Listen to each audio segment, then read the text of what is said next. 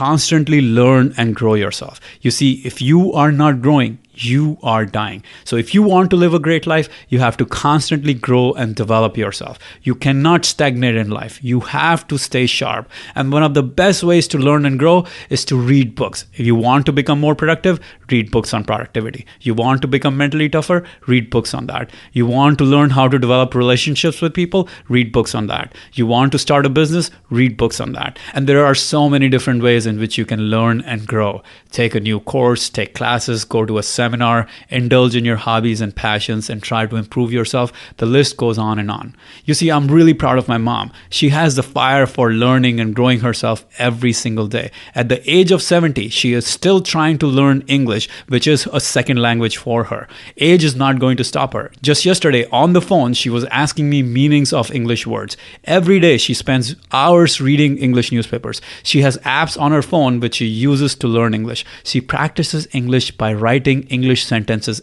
every single day. She is relentless. I love you, Mom. You are my hero. And for any of you who know me, my mom is the dearest person in my life.